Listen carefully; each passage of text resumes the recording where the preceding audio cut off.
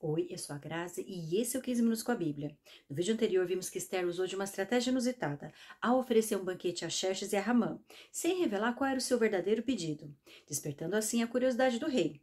Essa atitude foi tão perturbadora que ele não conseguiu dormir, criando assim oportunidade para que as crônicas fossem lidas e fosse relembrada a ocasião em que Mardoqueu salvou a vida do rei, ao descobrir uma conspiração contra ele. Diante disso, criou-se a chance de ele ser honrado por seu maior inimigo, Ramã, o qual crescia em ódio e que havia mandado construir uma forca para enforcar o judeu. Hoje veremos que todo o mal propagado encerra em si mesmo a própria condenação.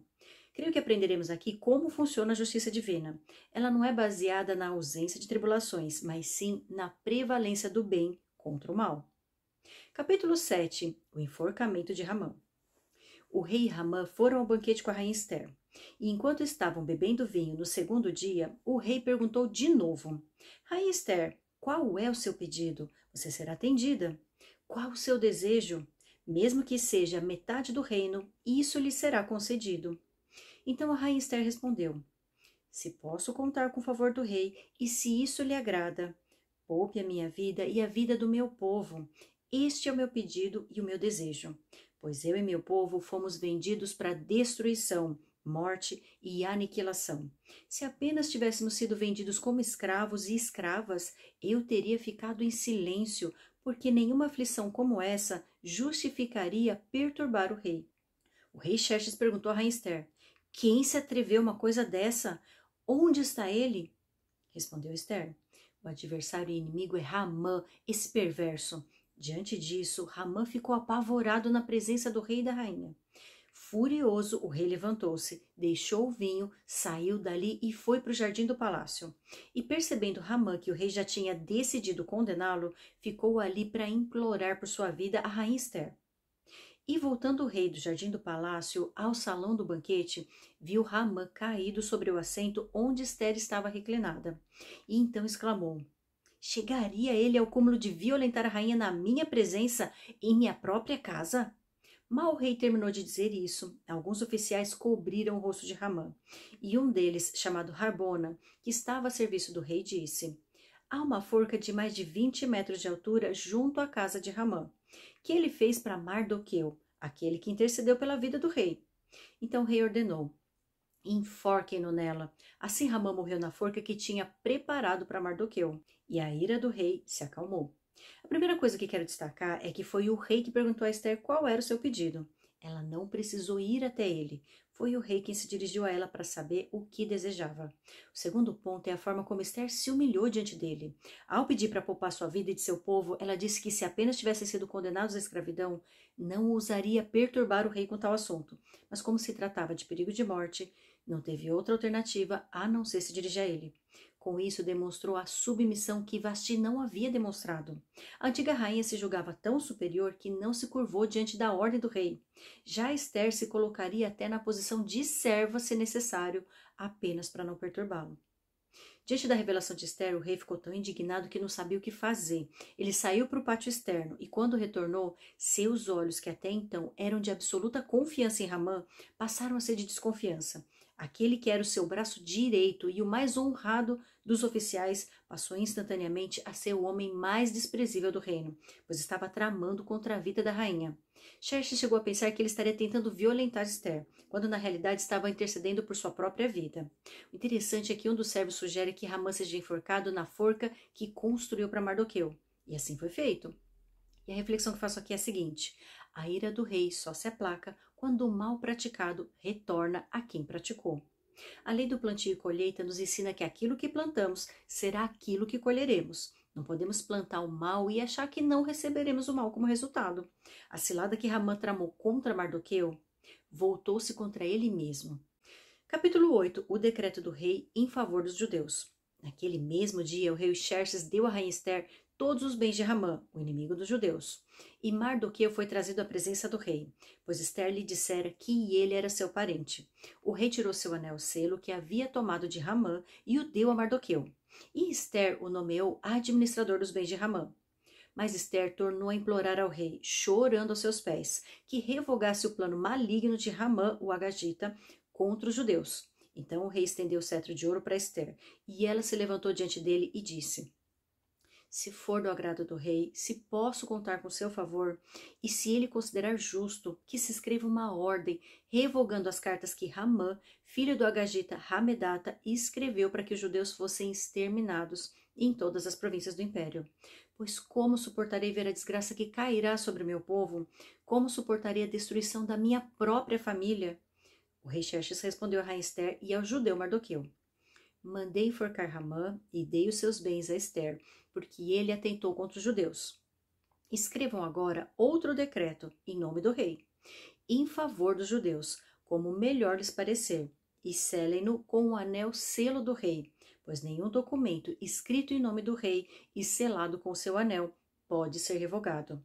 Isso aconteceu no 23º dia do terceiro mês, o mês de Sivan.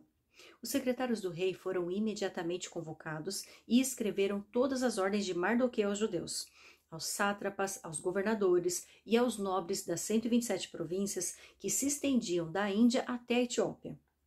Essas ordens foram redigidas na língua e na escrita de cada província e de cada povo, e também na língua e na escrita dos judeus. Mardoqueu escreveu em nome do rei Xerxes, selou as cartas com o anel selo do rei e as enviou por meio de mensageiros montados em cavalos velozes, das estrebarias do próprio rei. O decreto do rei concedia aos judeus de cada cidade o direito de se reunirem e de se protegerem, de destruir, matar e aniquilar qualquer força armada de qualquer povo ou província que os ameaçasse, a eles, suas mulheres e seus filhos, e o direito de saquear os bens dos seus inimigos. O decreto entrou em vigor nas províncias do rei Xerxes no 13º dia do 12º mês, o mês de Adar. Uma cópia do decreto foi publicada como lei em cada província e levada ao conhecimento do povo de cada nação, a fim de que naquele dia os judeus estivessem prontos para vingar-se dos seus inimigos. Os mensageiros, montando cavalos das estrebarias do rei, saíram a galope por causa da ordem do rei. O decreto também foi publicado na cidadela de Suzã. Mardoqueu saiu da presença do rei, usando vestes reais, em azul e branco, uma grande coroa de ouro e um manto púrpura de linho fino. E a cidadela de Suzã exultava de alegria. Para os judeus foi uma ocasião de felicidade, alegria, júbilo e honra. Em cada província, em cada cidade, onde quer que chegasse o decreto do rei, havia alegria e júbilo entre os judeus. Com banquetes e festas, muitos que pertenciam a outros povos do reino tornaram-se judeus, porque o temor dos judeus tinha se apoderado deles. A primeira coisa que me chama a atenção é que todos os bens de Ramã foram imediatamente transferidos para a administração do judeu. E o anel selo do rei também lhe foi entregue. Note que Ester era rainha há mais de 5 anos e até esse momento não tinha revelado seu parentesco com Mardoqueu. Mesmo sendo praticamente o pai de uma rainha, ele permaneceu todo esse tempo perambulando pelos arredores do palácio como um Zé Ninguém. Contudo, ao passar por uma grande tribulação, uma grande ameaça, sua fidelidade foi imediatamente reconhecida e ele passou a ter um cargo da mais alta confiança no palácio. É semelhante ao que aconteceu com José, que saiu diretamente da cadeia para o cargo de governador do Egito, como vimos em Gênesis. É quase que uma assinatura de Deus permitir àqueles que são pacientes e fiéis ao longo de muito tempo passarem por transformações instantâneas em suas vidas. É como um conhecido pastor costuma dizer: leva tempo para Deus fazer de repente. Um ponto interessante é que naquela época havia uma determinação que nenhum decreto emitido por um rei medo-persa poderia jamais ser revogado.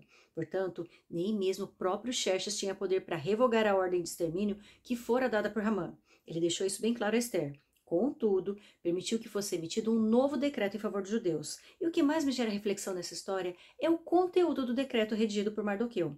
Ele concedia aos judeus o direito de se reunirem e se protegerem, de aniquilar qualquer força que se levantasse contra eles ou contra suas famílias. E a pergunta que me faço é: ora, antes do decreto eles já não tinham esse direito? Ficariam observando os inimigos atacarem, destruindo suas casas e suas famílias, e não fariam nada a respeito? Surpreende o fato de que o rei não enviou armas, exércitos ou quaisquer outros artifícios para proteger os judeus. Ele não capacitou nem ofereceu nenhum suporte a eles. Apenas os lembrou de que tinham pleno direito de proteger a si mesmos e as suas famílias. Parece algo tão simples, mas que os judeus haviam se esquecido diante do medo. Eles não precisaram de nada além daquilo que já tinham, que era sua própria força e sua capacidade de lutar. Creio que estavam há tanto tempo vivendo como escravos que haviam perdido sua identidade de guerreiros. Esqueceram de quantas batalhas já haviam enfrentado e vencido quando lutavam sob a liderança do Senhor dos Exércitos. E sabe qual é a lição que aprendo aqui? Quando somos colocados em uma situação difícil, quando uma grande batalha se apresenta diante de nós, nos revoltamos e questionamos por que isso está acontecendo conosco.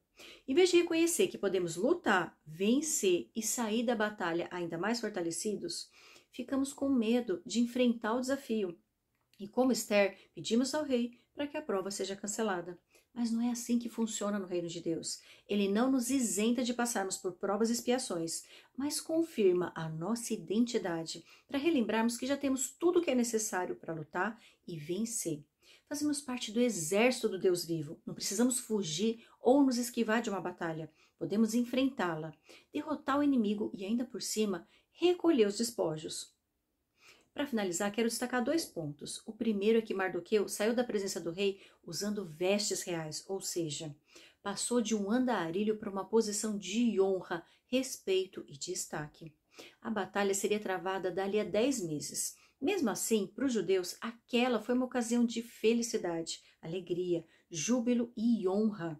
Eles nem tinham enfrentado a guerra ainda e já estavam exultantes, convictos que a vitória seria deles. De tão confiantes que estavam, o medo passou a se apoderar de seus inimigos. Eu te vejo no capítulo 9.